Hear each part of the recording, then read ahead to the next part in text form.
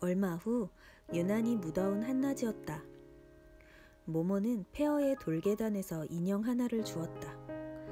제대로 갖고 놀 수도 없는 비싼 장난감을 아이들이 잃어버리거나 그냥 두고 가는 일은 흔히 있었다. 하지만 모모는 어떤 아이가 이 인형을 갖고 왔는지 기억이 나지 않았다. 누가 갖고 왔다면 분명 모모의 눈에 띄었을 만한 아주 특별한 인형이었다.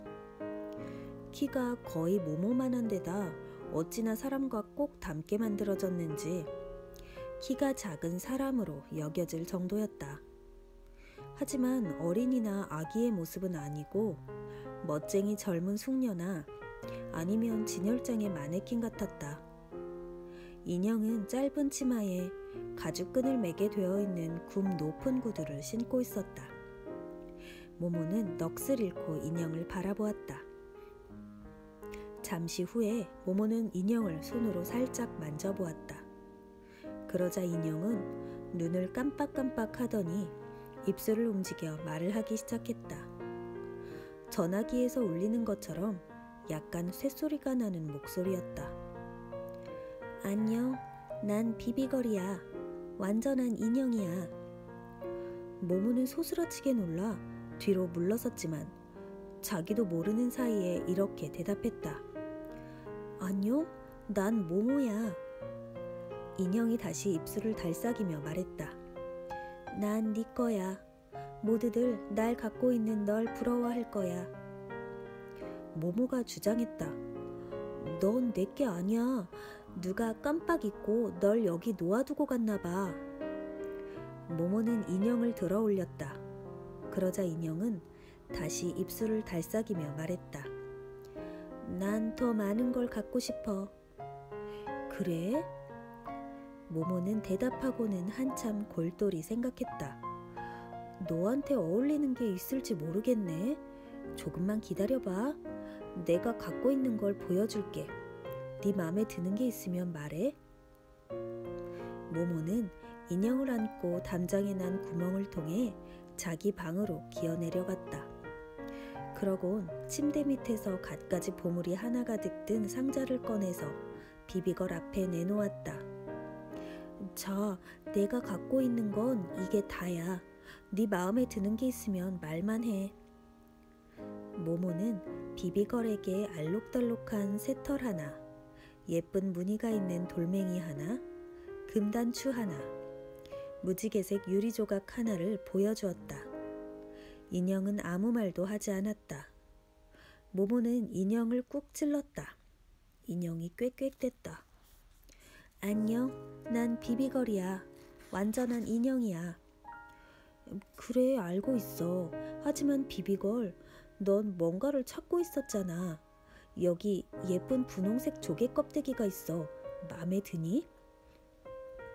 인형이 대답했다. 난 네 거야. 모두들 날 갖고 있는 널 부러워할 거야. 그래, 아까 말했잖아. 내 물건 중에서 마음에 드는 게 없으면 우리 소꿉장난하자, 응? 인형이 아까 했던 말을 되풀이했다.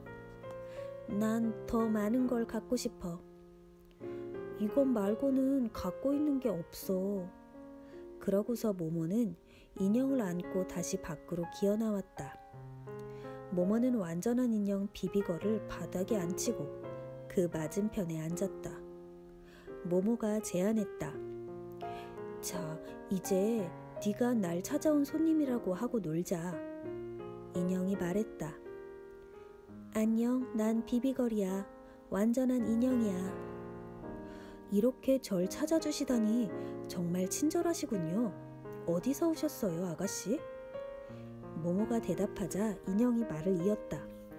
난 네 거야. 모두 날 갖고 있는 널 부러워할 거야. 자, 이것 봐. 계속 같은 말만 하면 놀 수가 없잖니. 모모가 이렇게 말하자 인형은 속눈썹을 깜빡이며 대답했다. 난 더 많은 걸 갖고 싶어.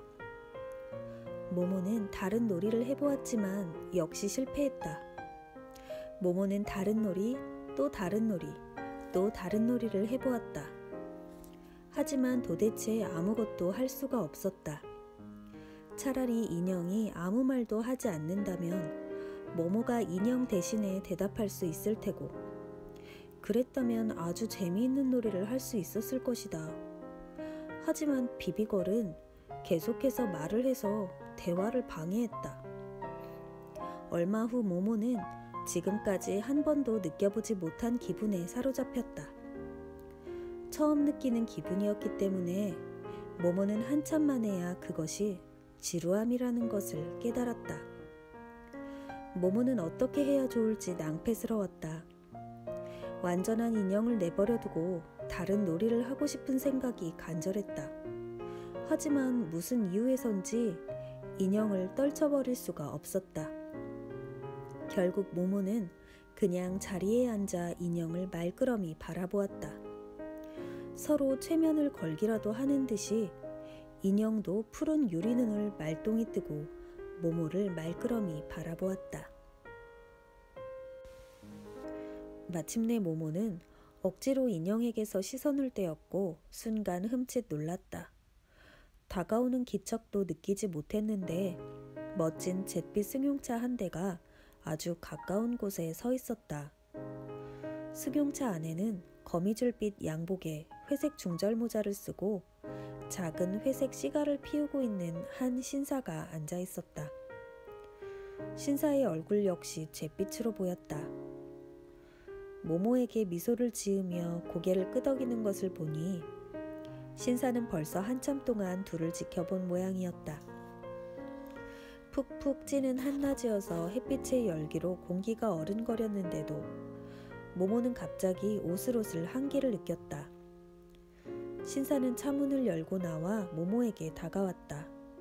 손에는 납회색 서류 가방이 들려 있었다. 참 예쁜 인형을 갖고 있구나. 네 친구들이 모두 널 부러워하겠는걸. 신사의 목소리에는 특이하게도 억양이 전혀 없었다. 모모는 어깨만 으쓱하고 아무 말도 하지 않았다. 회색 신사가 말을 이었다. 틀림없이 아주 비쌀 테지? 모모는 당황해서 중얼거렸다. 몰라요. 그냥 주운 거예요. 정말이냐? 정말 운이 좋구나. 모모는 다시 아무 말도 하지 않고 입고 있는 헐렁한 남자 웃옷을 꼭꼭 여몄다. 점점 더 추워졌다. 회색 신사는 어렴풋이 미소를 지으며 말했다. 내가 보기에 넌 별로 기뻐하는 것 같지 않구나, 꼬마야. 모모는 살그머니 고개를 저었다. 갑자기 모든 기쁨이 이 세상에서 영원히 사라진 듯한 느낌이 들었다. 아니, 애당초 기쁨 따위는 없었던 것 같았다. 지금까지 기쁨이라고 생각했던 모든 것은 한갓 상상에 지나지 않는 것 같았다. 그렇지만 동시에 무엇인가가 경고를 해주는 듯한 느낌이 들었다. 회색 신사가 말을 이었다. 나는 한참 동안 널 지켜봤다. 내가 보니까 넌 이런 멋진 인형을 갖고 어떻게 놀아야 할지 모르는 것 같더구나. 어떻게 노는지 내가 보여줄까? 모모는 깜짝 놀라서 신사를 쳐다보고는 고개를 끄덕였다. 인형이 갑자기 꽥꽥댔다. 난 더 많은 걸 갖고 싶어. 회색 신사가 말했다. 자 보렴 꼬마야. 인형이 내게 말도 하잖니. 이런 멋진 인형이랑은 다른 걸 갖고 노는 것처럼 놀 수 없어. 당연하지. 이 인형은 그런 놀이를 하려고 있는 게 아니거든. 인형이랑 지루하지 않게 놀려면 인형한테 뭔가를 줘야 하는 거야. 잘 봐라 꼬마야. 그는 승용차로 가더니 차 뒤에 트렁크를 열었다. 우선 이 인형에겐 많은 옷이 필요해. 이를테면 여기 눈부시게 예쁜 야외복이 있단다. 그는 야외복을 꺼내서 모모에게 던졌다. 또 여기 진짜 밍크 코트가 있어. 실크 잠옷도 있고 테니스복, 스키복, 목욕 가운, 승마복, 파자마, 속옷, 다른 옷도 있단다. 자, 또 하나, 또 하나, 또 하나. 그는 이 모든 옷을 모모와 인형 사이로 던졌다. 옷은 점차 수북이 쌓여갔다. 신사는 다시 어렴풋이 미소를 지으며 말을 이었다. 자, 꼬마야, 이 옷들을 갖고 인형이랑 한참 놀 수 있겠지, 그렇지? 하지만 며칠만 지나면 또 지루해질 텐데 이런 생각이 들겠지? 그래, 그럼 네 인형을 위해 더 많은 걸 장만하면 되는 거야. 그는 다시 차 트렁크로 몸을 숙이더니 모모 쪽으로 온갖 물건들을 던지기 시작했다. 여기 진짜 뱀 가죽으로 만든 멋진 핸드백이 있단다. 안에는 진짜 미니 립스틱과 분첩이 들어있지. 여기 작은 사진기도 있고 테니스채도 있구나. 여기 이건 진짜로 볼 수 있는 인형 망원경. 또 이건 팔찌, 목걸이, 귀걸이, 미니 권총, 실크 스타킹, 깃털 모자, 밀짚 모자, 봄에 쓰는 모자, 골프채, 미니 수표첩, 미니 향수병, 수영장 물에 넣는 방향제, 몸 냄새를 없애주는 스프레이. 신사는 잠시 멈추더니 산더미처럼 쌓인 물건에 파묻혀 얼이 빠진 듯 앉아있는 모모를 탐색하듯이 유심히 바라보았다. 보다시피 아주 간단한 거야. 점점 많은 걸 장만하기만 하면 되니까. 그러면 절대 지루하지 않아. 하지만 완전한 비비걸이 언젠가는 모든 걸 갖게 될 테고, 그러면 다시 지루해질 거라고 생각할지도 모르겠구나. 아니 꼬마야, 조금도 걱정할 필요가 없단다. 우리는 비비걸에게 어울리는 친구를 갖고 있거든. 그는 트렁크에서 다른 인형을 꺼냈다. 비비걸만큼 큰데다 완전한 것도 비비걸과 똑같았다. 다른 점은 젊은 남자 모습이라는 것뿐이었다. 회색 신사는 그 인형을 완전한 인형 비비걸 옆에 앉히고 설명했다. 얘는 부비보이란다. 부비보이한테도 헤아릴 수 없이 많은 장식품들이 있지. 그리고 이 모든 게 지루해지면 비비걸의 여자친구가 있어. 이 친구 인형도 자기에게만 맞는 장신구를 갖고 있지. 또 부비보이에게도 어울리는 남자친구가 있단다. 그 친구 인형도 남자친구와 여자친구를 많이 갖고 있지. 그러니까 지루함을 느낄 새가 없는 거야. 이런 식으로 끝없이 계속되지. 그래도 네가 갖고 싶어하는 건 언제나 남아있을 테니까. 신사는 이렇게 말하며 트렁크에서 인형들을 차례로 꺼내왔다. 트렁크 안에는 한없이 많은 물건이 들어있는 것 같았다. 그는 인형들을 모모 옆에 빙 둘러 늘어놓았다. 모모는 여전히 꼼짝 않고 자리에 앉아서 회색 신사를 겁에 질린 듯 바라보고 있었다. 이윽고 남자가 짙은 담배 연기를 뿜으며 입을 열었다. 자, 이제 이런 인형과 어떻게 놀아야 하는지 알겠지? 예. 모모는 추위에 못 이겨 덜덜 떨기 시작했다. 회색 신사는 흡족한 듯이 고개를 끄덕이며 시가를 한 모금 깊이 빨았다. 이 예쁜 물건들을 몽땅 갖고 싶을 거야. 그렇지? 좋아, 꼬마야. 몽땅 선물하마. 전부 가져라. 물론 지금 당장은 아니고 하나씩 하나씩 주마. 더 많이, 훨씬 더 많이 주지. 그렇다고 무슨 대가를 치러야 하는 것도 아니야. 내가 설명한 대로 놀기만 하면 되는 거야. 자, 어떻게 생각하니? 회색 신사는 기대에 가득 차서 모모에게 미소를 지어 보였다. 하지만 모모가 아무 말 없이 심각한 표정으로 마주 바라보자 신사는 성급하게 덧붙였다. 그럼 넌 더 이상 친구들이 필요 없는 거야. 알겠니?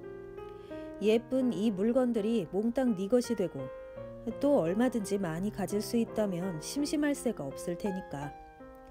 넌 그런 걸 바라지? 이 멋진 인형을 갖고 싶지? 응? 꼭 갖고 싶지? 그렇지? 모모는 싸움을 눈앞에 두고 있다는 것, 아니 벌써 싸움의 한가운데에 휘말려 들었다는 것을 어렴풋이 느꼈다. 그러나 무엇을 위한 싸움이며 누구를 향한 싸움인지는 알 수 없었다. 회색 방문객의 말에 귀를 기울이면 기울일수록 조금 전 인형의 말을 듣고 있을 때와 같은 기분이 들었다. 말을 하는 목소리와 단어는 들었지만 말하는 사람의 마음을 들을 수 없었던 것이다. 모모는 고개를 가로저었다. 회색 신사는 눈썹을 치켜 올렸다. 도대체 왜 그래? 응? 왜 그래? 아직도 만족 못하겠니? 요즘 애들은 정말 까다롭다니까. 대체 이 완전한 인형에게 모자라는 점이 뭐냐? 모모는 바닥으로 시선을 떨구고 곰곰이 생각하다가 조그만 목소리로 말했다. 그 인형을 사랑할 수 없을 것 같아요. 회색 신사는 한동안 아무 대꾸도 하지 않고 인형처럼 무표정한 얼굴로 앞만 바라보더니 이윽고 몸을 추스르고 싸늘하게 말했다. 그건 중요한 게 아니야. 모모는 그의 눈을 들여다보았다. 사실 모모는 이 남자가 무서웠다. 특히 그의 시선에서 뿜어나오는 냉기가 무서웠다. 하지만 이유를 꼬집어 말할 수는 없어도 왠지 이 남자가 불쌍하다는 느낌도 들었다. 그렇지만 전 제 친구들을 사랑하는데요. 갑자기 이가 쿡쿡 쑤시기라도 하는 듯 회색 신사의 얼굴이 일그러졌다. 하지만 그는 다시 자신을 억제하고는 신락같이 엷은 미소를 지었다. 꼬마야, 우리 한번 진지하게 얘기해보자. 넌 중요한 게 뭔지 배워야겠어. 그는 주머니에서 조그만 회색 수첩을 꺼내 뒤적이며 무언가를 찾았다. 네 이름이 모모지? 맞니? 모모는 고개를 끄덕였다. 회색 신사는 탁 소리나게 수첩을 덮더니 다시 주머니에 넣었다. 그러고는 나지막한 신음을 내며 모모 옆 땅바닥에 앉았다. 그는 한참 동안 아무 말도 하지 않고 작은 회색 시가만 뻑뻑 피워댔다. 이윽고 그가 입을 열었다. 자, 모모, 내 말을 잘 들어봐라. 사실 모모는 내내 회색 신사의 말을 잘 들으려고 애쓰고 있었다. 하지만 회색 신사의 말에 귀를 기울이는 것은 여태껏 다른 어떤 사람의 말에 귀를 기울이는 것보다 훨씬 힘이 들었다. 보통 때 같으면 그야말로 다른 사람의 마음속으로 살며시 들어가 그 사람이 어떤 생각이며 무슨 생각을 하는지 알아낼 수 있었다. 하지만 이 낯선 방문객에는 도무지 그렇게 할 수가 없었다.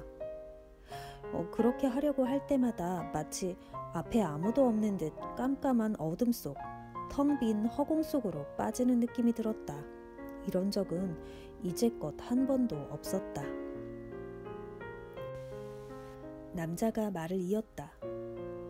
인생에서 중요한 건 딱 한 가지야. 뭔가를 이루고 뭔가 중요한 인물이 되고 뭔가를 손에 넣는 거지. 남보다 더 많은 걸 이룬 사람, 더 중요한 인물이 된 사람, 더 많은 걸 가진 사람한테 다른 모든 것은 저절로 주어지는 거야. 이를테면 우정, 사랑, 명예 따위가 다 그렇지. 자, 넌 친구들을 사랑한다고 했지? 우리 한번 냉정하게 검토해보자.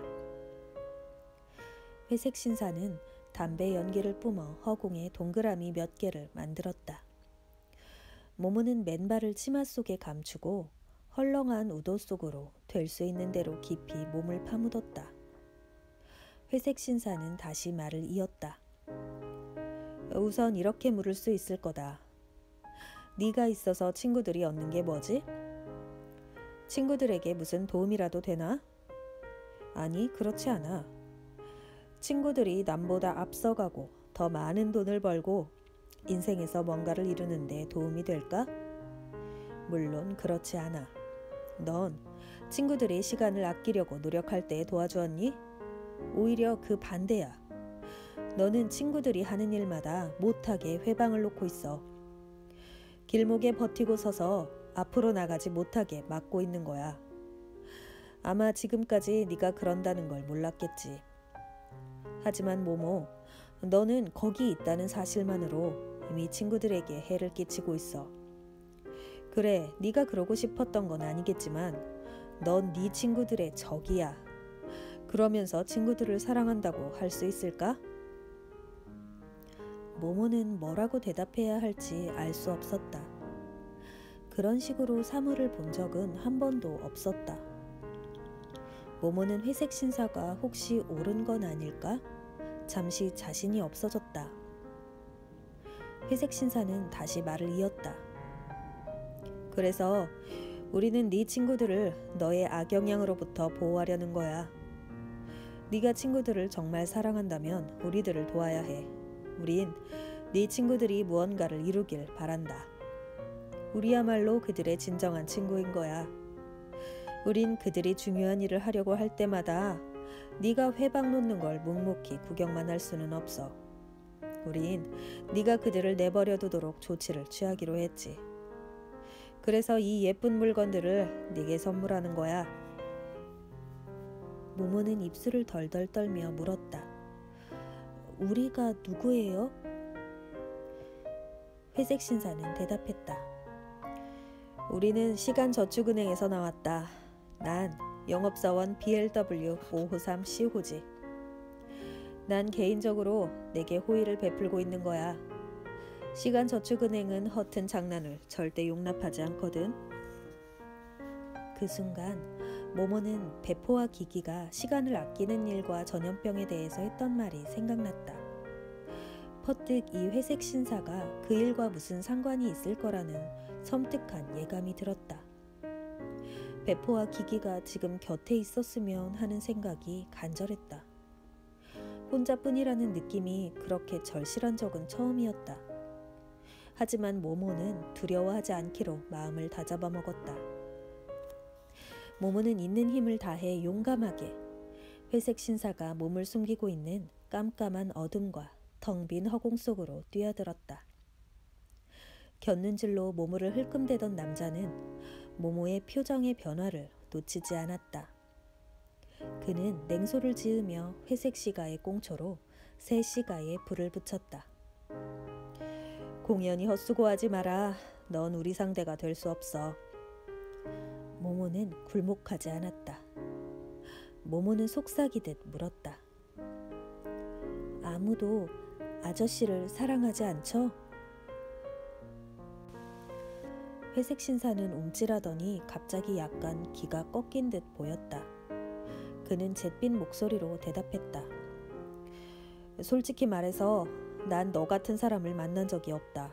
단 한 번도 없어. 나는 많은 사람을 알고 있지. 너 같은 사람이 더 있다면 우리 은행은 문을 닫아야 할 거야. 우리는 연기가 되어 없어져야 할 테고 대체 우리가 무엇으로 살아갈 수 있겠니? 영업사원은 갑자기 말을 멈추고 모모를 뚫어지게 쳐다보았다. 마치 이해할 수 없는 어떤 것, 도저히 이길 수 없는 어떤 것과 싸우고 있는 듯한 표정이었다.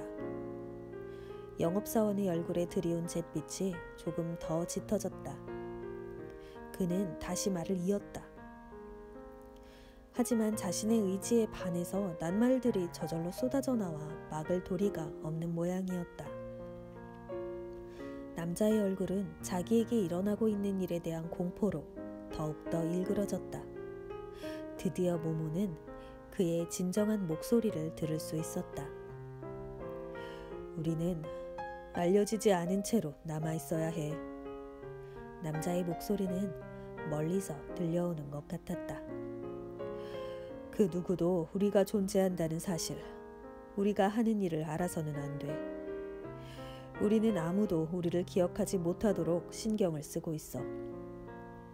우리는 우리를 알아보는 사람이 없어야만 일할 수 있거든. 아주 힘든 일이야.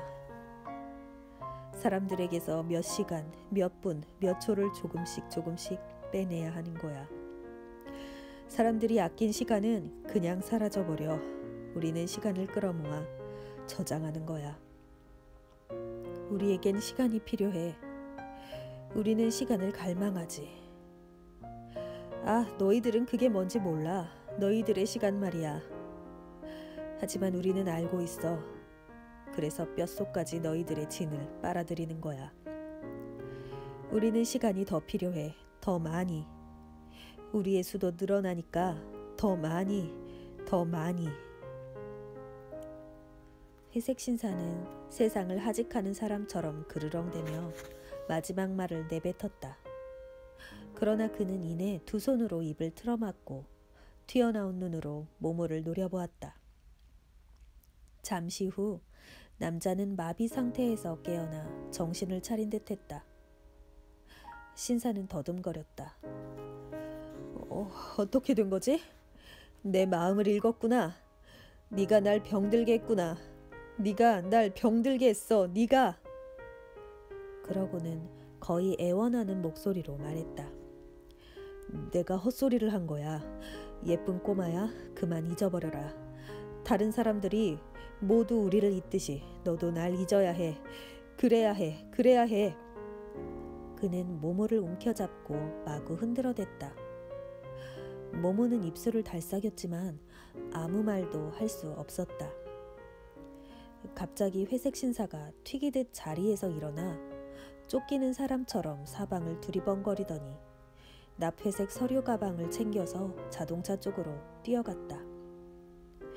그러자 아주 이상한 일이 일어났다.